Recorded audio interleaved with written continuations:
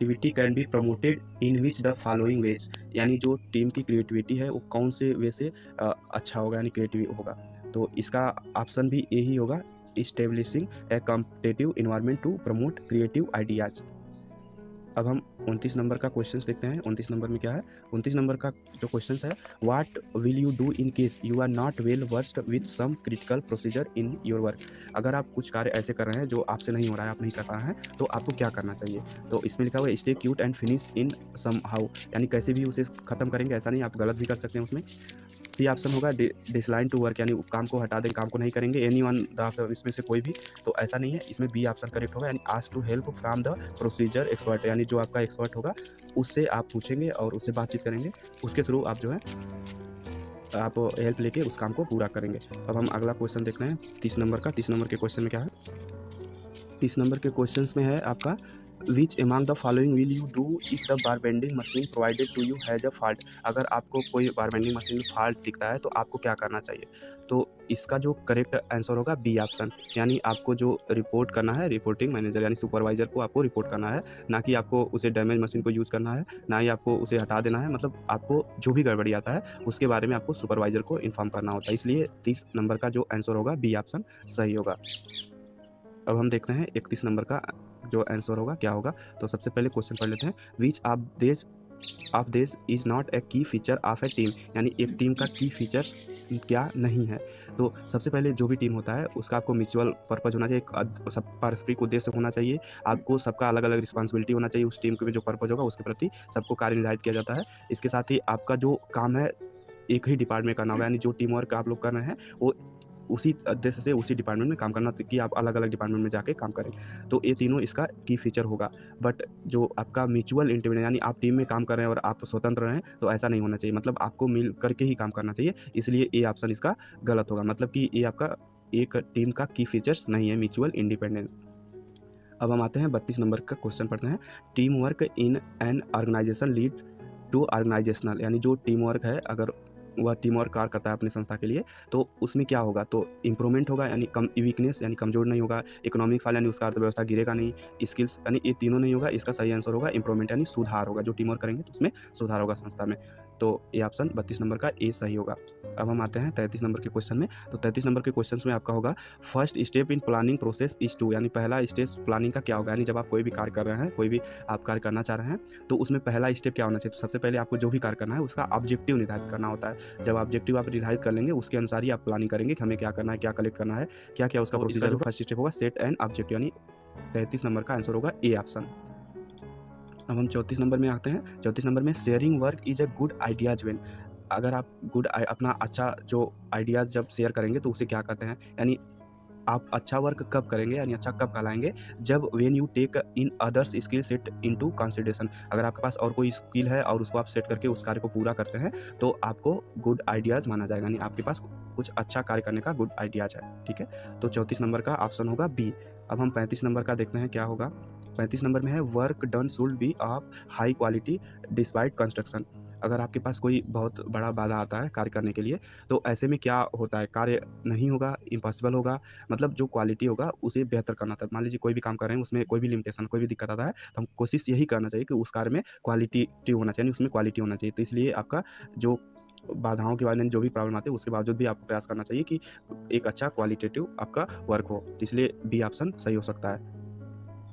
अभी हम 36 नंबर का देखते हैं। 36 नंबर में क्या है? 36 नंबर में विच among the following is required when setting A work schedule, यानी जब आपको इसमें जब आप कोई भी कार्य कर रहे हैं तो उसमें कौन-कौन सी चीज़ आपको ध्यान में रखना चाहिए, यानी शेड्यूल में शामिल करना चाहिए। तो इसमें रिसोर्स रिक्वायर्ड भी है, यानी रिसोर्स आपको क्या-क्या चाहिए, क्या-क्या संसाधन चाहिए उसको भी ध्यान में रखना चाहिए। टाइम रिक्वायर्ड भी, यानी ऐसा नहीं कि आपको जो 1 हफ्ते में काम करना है तो उसे आप 6 महीने में करें, तो ऐसा नहीं, तो ये दोनों आपको ध्यान में रखना चाहिए, इसलिए इसका सी ऑप्शन करेक्ट होगा, बोथ ऑफ द, यानी सी ऑप्शन इसका सही होगा। अब हम आते हैं 37 नंबर के क्वेश्चन में।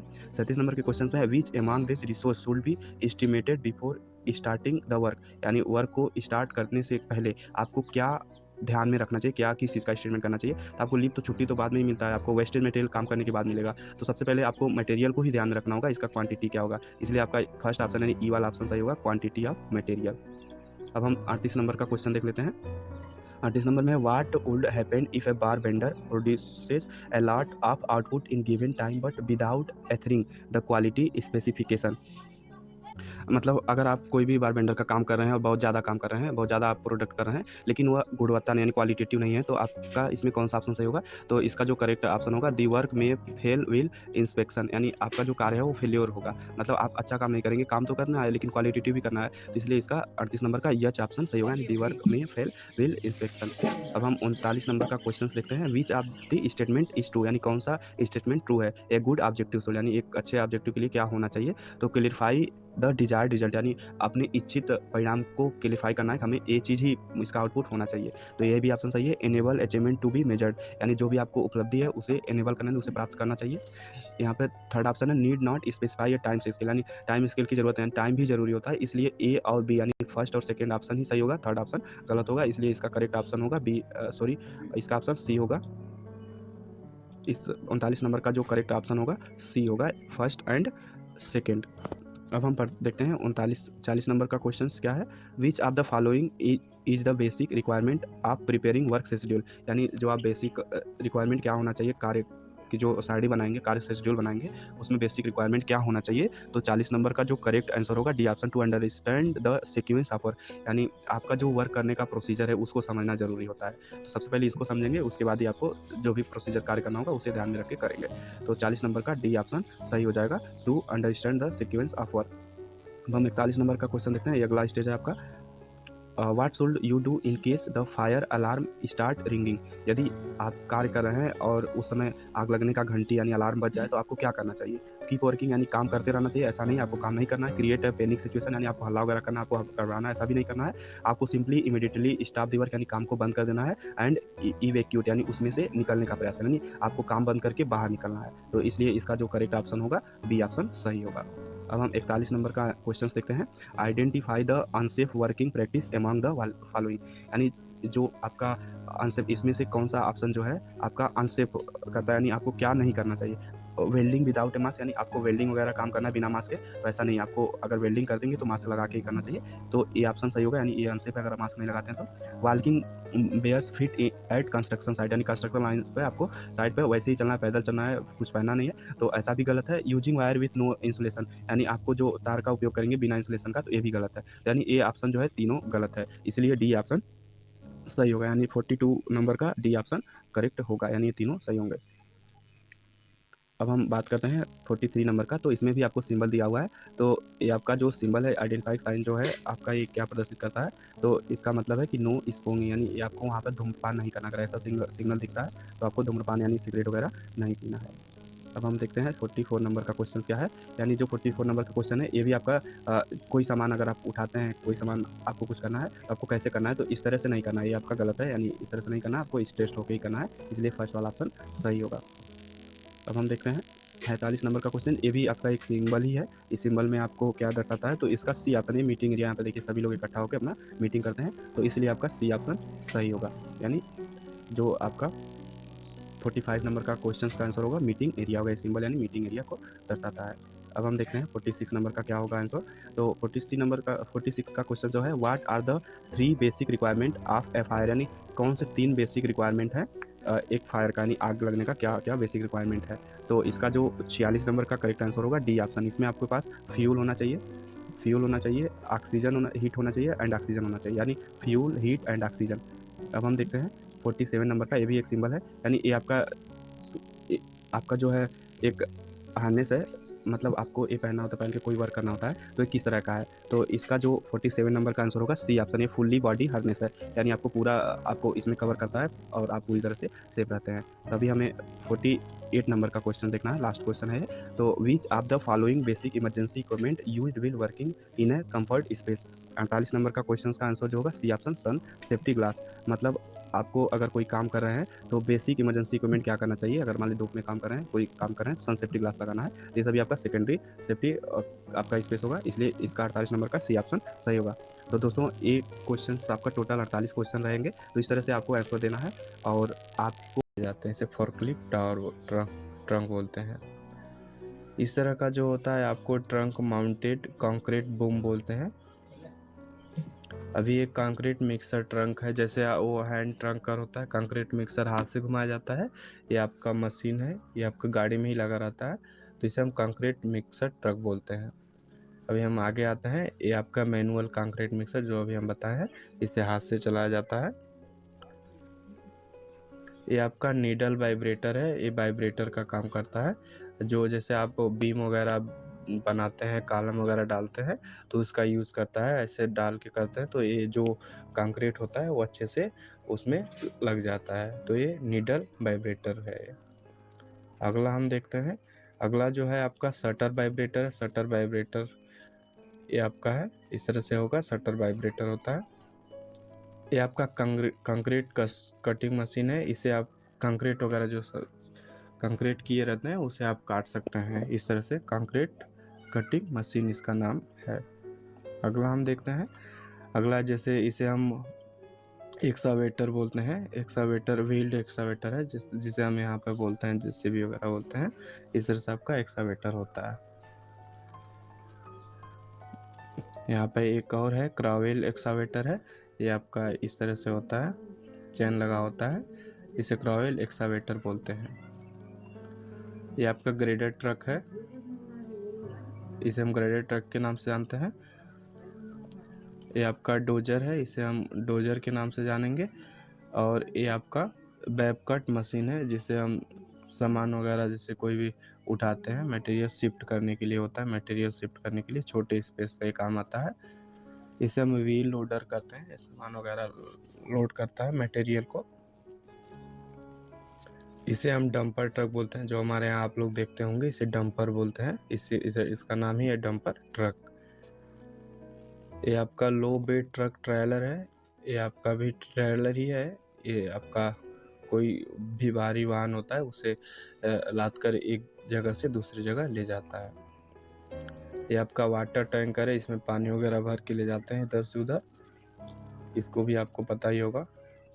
ये आपका ड्रिलिंग प्लेनिंग रिग मशीन है। जैसे कोई भी नीचे से पाइप वगैरह लगाना होता है तो उसके लिए काम आता है। ये आपका हाइड्रोलिक कंक्रीट पाइल ब्रेकर है। दोस्तों इस तरह से आपका मिल जाएंगे। अब हम थोड़ा सा नीचे आते हैं। ये आपको बहुत सारे मशीन का ये आप देख लीजिएगा, इसका हम पीडीएफ दे देंगे। अभी जो इम्पोर्टेंट टूल है उसको हम बताते हैं। ये प्लेट कंपैक्टर मशीन है। प्लेट कंपैक्टर जैसे ऐसे बराबर वगैरह करता है, प्लेटिंग करता है, वाइब्रेट करता है भी। ये आपका टैंपिंग रैमर मशीन है, ये रैम करता है। अभी हम और आगे देखते हैं। ये आपका लिए फ्लैट होस है, ये हवा वगैरह देता है इस तरह से। ये आपका सर्कुलर सॉ मशीन है, जो हम पिछले वीडियो में पीछे बता चुका हूँ। ये आपका जिग सॉ मशीन है। ये भी आपका छेद वगैरह करता है, इसे होल वगैरह करने के लिए होता है। इसे हम काट भी सकते हैं, शेप भी दे सकते हैं। जैसे कोई ऐसा होता है ना कि घुमा करके हम कट करते हैं, शेप करते हैं, तो ये इसके लिए होता है जिग सॉ मशीन, इसका यूज़ करते हैं। ये आपका ड्रिल मशीन है, इसको होल करने के लिए होता है, इस तरह का बना होता है, इसे हम ड्रिल मशीन बोलते हैं। ये आपका ग्राइंडर मशीन है, ग्राइंडर मशीन होता है। ये आपका बार बेंडिंग मशीन है, जो आपका सरिया वगैरह मोड़ने के काम आता है। ये स्टील फिक्सर के लिए होता है। ये आपका पोर्टेबल बार बेंडिंग मशीन है। ये मतलब पोर्ट कर सकते हैं। वो तो ये जो ऊपर वाला है ये एक जगह स्थिर रहता है, इसे हम एक जगह से दूसरी जगह ले जा भी सकते हैं। ये आपका हाइड्रोलिक रेवार कटिंग मशीन है। यह हाइड्रोलिक रेवार कटिंग मशीन है, ये भी कटिंग मशीन है। ये आपका कोर कटिंग मशीन है, इसे हम कोर कटिंग मशीन के नाम से जानेंगे। ये आपका जैक हैमर मशीन है। ये भी आपका छेद वगैरह करने के लिए होता है। ये आपका वाइब्रेटिंग टेबल है, टेबल को वाइब्रेट करता है।